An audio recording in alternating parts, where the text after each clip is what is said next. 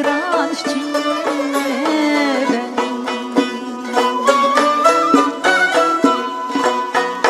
Sansız yıldız cimriliğin aydın geçirmedi.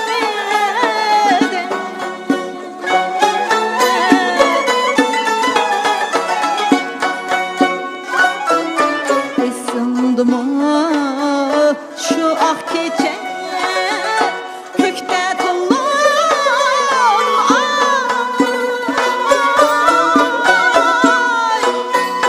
Goya biz niye mübareklep aşk kalmış çiğre.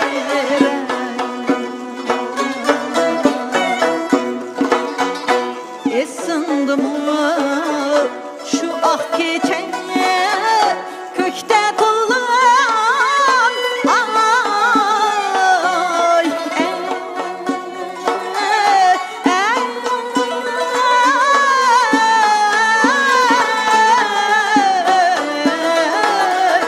Goya biz niye mübarekler bey aşktan çiğre.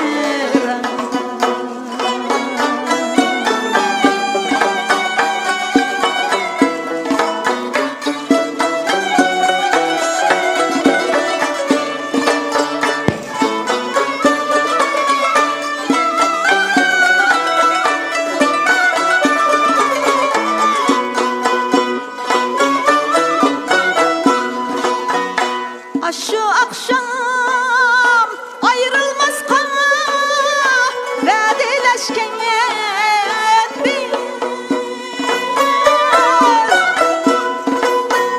Guva kıllıya ay yıldız diye ehdileşken biz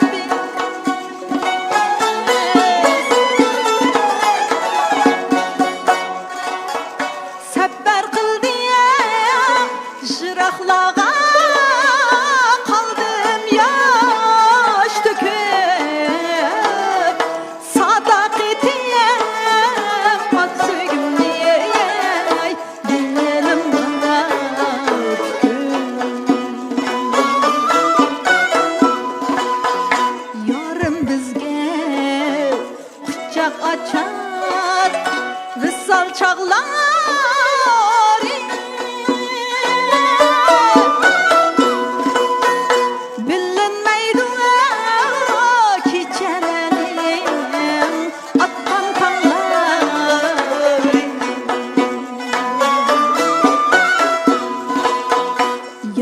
bizge kucak açar ve salçaklar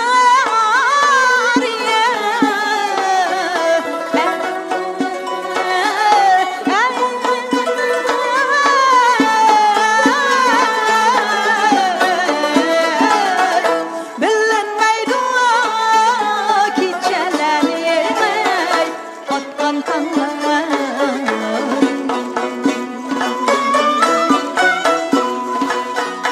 Yarım seni